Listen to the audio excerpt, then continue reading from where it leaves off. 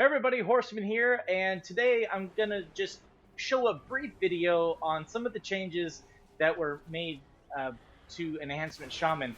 I'm not gonna get into a whole lot of detail as far as the number crunching and going through every single ability or whatnot. I'm just gonna be showing the fun stuff specifically for Enhancement Shaman. So as you know, Enhancement Shaman changed quite a bit with the upcoming Legion, and just as in with every class, it's almost like playing a whole new class because of all the changes to each of our talents and everything. So one of the biggest takeaways that I've seen already so far is the fact that there are no totems anymore for enhancement. I mean, we have one really, or two if you take the second one, and but there's no more fire totem. There's no more healing totem at your feet anymore, and I always found that kind of interesting, and I like that because you don't have that kind of wind up time that we used to. You always have to engage an enemy, and we'd have to put down a totem, and then we'd have to do something else before we could start swinging. And now our abilities allow us to just start swinging, and I do like that. I've had the opportunity to test out some of these abilities, and some of them I like more than others. I'm not a. Let's just start with this first one here. We got Windsong, Hot Hand, and Boulder Fist. Windsong is great to increase your attack speed, and it helps to proc the Wind Fury, so that way you can hit more times. And so it's always, from what I've seen so far, it's been a toss-up between Windsong and Boulder Fist because Hot Hand doesn't have that much of a benefit over the other two. Now, the reason why I like Boulder Fist is because it's going to be a primary Maelstrom creator, because we no longer have mana. Now we have a new resource called Maelstrom right here, and it's going to build up to 150, and that's what you're going to be using in order to utilize all your abilities. As you can see below, Lava Lash and Storm Strike both require Maelstrom, and so you can't use them until that happens. That means you're going to be auto-attacking. So I like to use Boulder Fist for that reason. Now, it's arguable, again, with some people, oh, well, since we don't have the same amount of healing as we used to, self-healing that we used to, it's good to be able to take Rainfall, which is that healing circle, over these other two. And to be honest, I don't agree with that, because you're not going to be healing on par with the Resto Shaman. So, healing rate in the past has never been a big amount of healing. It's just a large amount of healing over time, and it's not going to get you out of a sticky situation. It might keep you alive for a little bit longer, but inevitably is just going to prolong your fated death.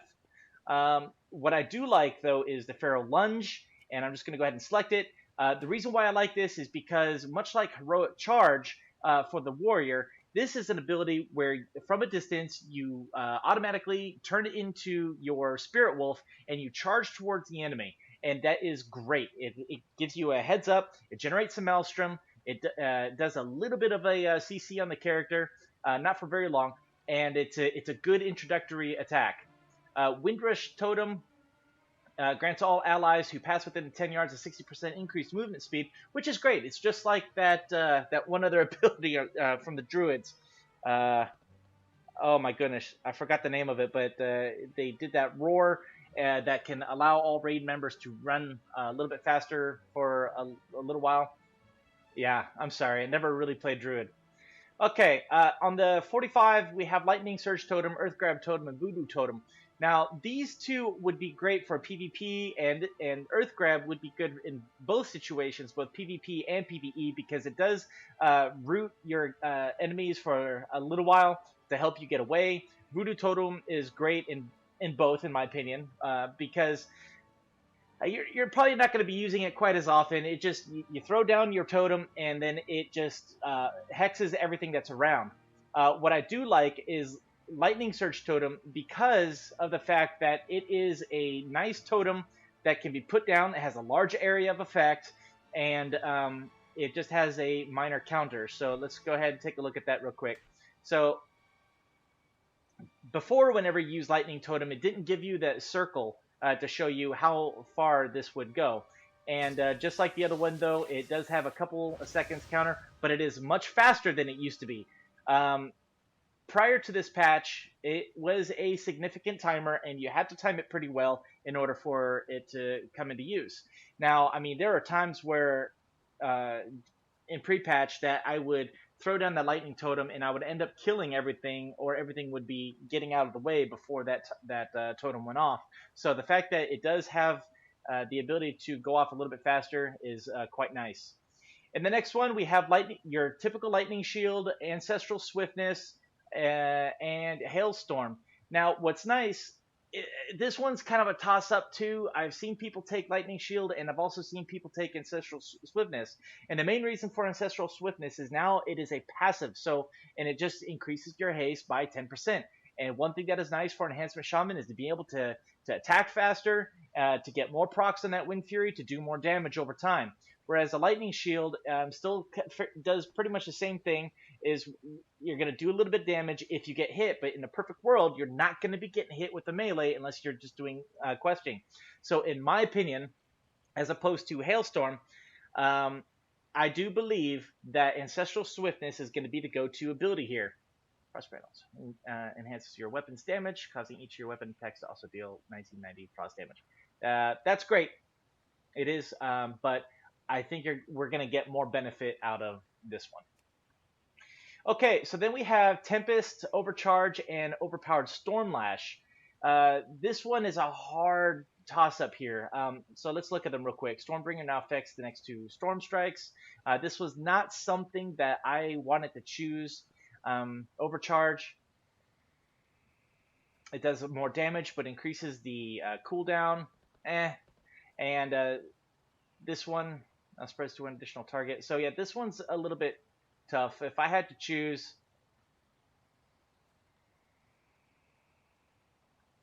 I think I would choose yeah,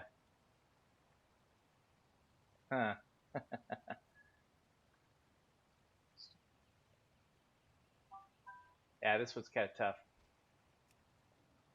I'll go with Empowered Stormlash. Okay, the next three, these are also all three very good. Now, Sundering is very fun, and I will show you guys what Sundering looks like. Fury of Air was not something that I really enjoyed using. Creates a vortex of wind 8 yards around you, dealing 2,491 damage every 1 second to enemies caught in the storm. And I did try it out, and it was okay. But the good times here is Crashing Storm and Sundering.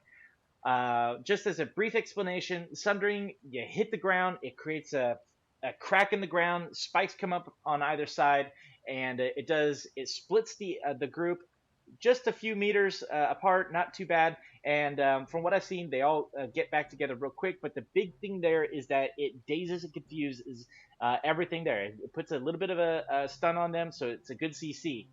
But it does have a long cooldown, and as you can see there, it does take 60 Maelstrom. So it's not something that you're going to be running in there with. Crashing Storm, on the other hand, when you use your big lightning attack ability, and I'll show you what that is here in a little bit, it's going to leave an AoE at their feet, which I think in the end will do more damage, especially to groups.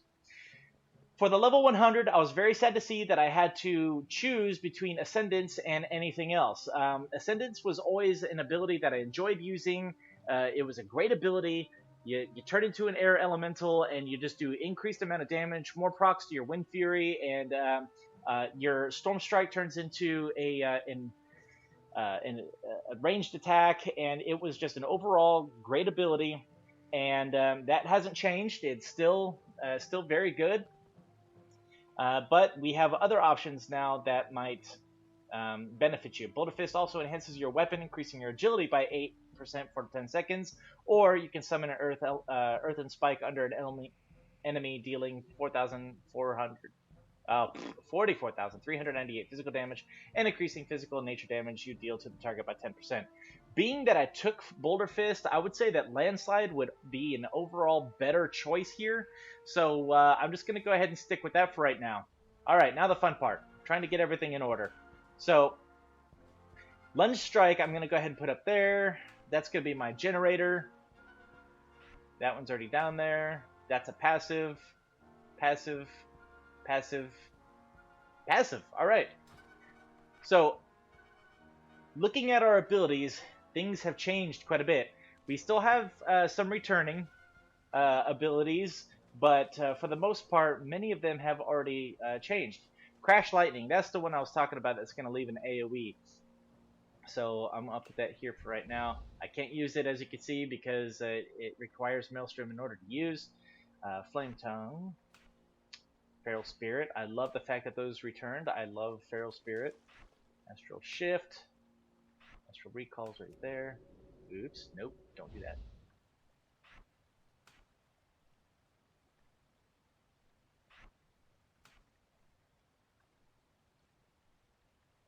So as you can see, our shocks are gone, and it kind of got replaced by our Flame Tongue and Frostband because Flame Shock is also gone.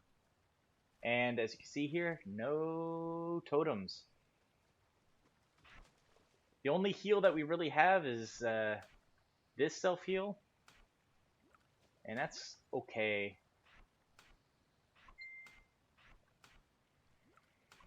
Still doesn't do that much damage, to be honest. My phone is getting blown up. Passive, Wind Shear, Water Walking, Storm Strike down there, Spirit Walk. It's over there. Purge is there. Hex. Lava Lash. Okay, so you can see that there's a lot fewer abilities. I mean, look at that. A lot fewer abilities. And that's a good thing and a bad thing because, I mean, in the past, we've always had a lot of abilities and we used every single one of them. So let's go ahead and try this out.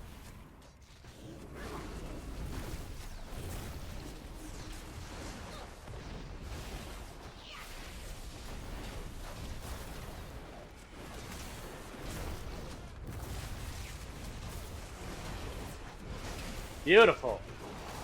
It's very fluid.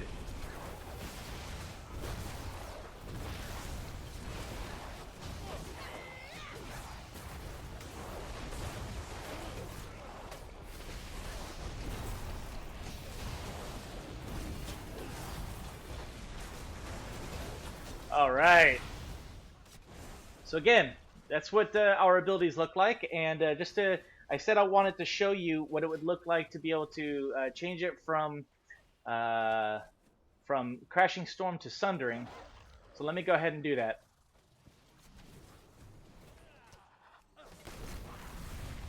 So like I said, it's very cool. It looks very good, and it does a little bit of a CC. Crash Lightning still does a good amount of AoE damage there, but it's not going to have that underlying damage at their feet like it used to. So that can be a little bit of an issue. Oh, Sunring's on cooldown, so I gotta wait.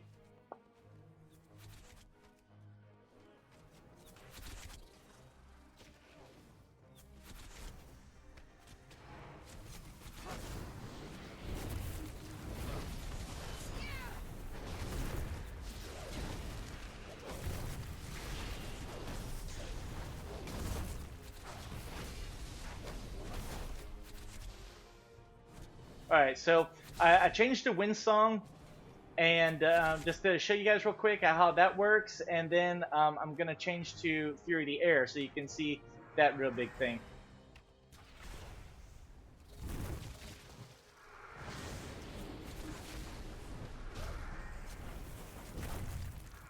So it's something that would be good for AoE fights, but again, I just think that in the end, we're going to get more use out of the Crashing Storm ability over the other two.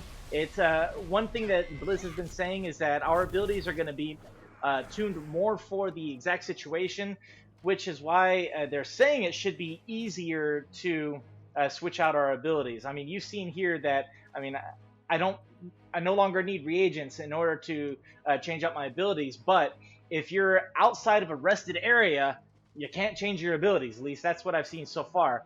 And to show you what I'm talking about, let's see if I can go somewhere outside of town to change an ability.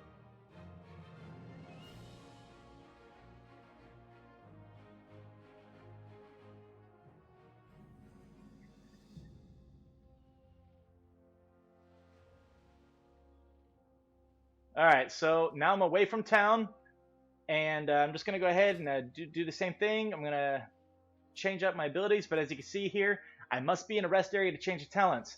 So I'm not really understanding where they're going with this, because it was so nice to be able to change out your abilities as you were coming up to another boss if you needed to.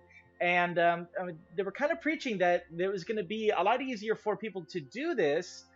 Uh, but now, when you go into a raid, you're gonna be locked into whatever you choose to go into. I've never been the type of person that would switch out abilities, because, to be honest, I've just never been that cool. But now you don't have that option at all. So I don't know how that's going to be planned out. I think it breeds best builds, cookie cutters, rather than adjusting to the situation of the fight that you're about to take on. So I don't know. Give me your opinion. I'd like to know what you think. Please, if you'd like to discuss, please put it in the comment section below. If you like this video, throw me a like and subscribe. I will be posting more of these videos, just unboxings, other games, and if there's something in particular that you would like to see on the PTR, but you don't want to go do it yourself, let me know, and I'll do what I can. All right. Until next time, Horseman out.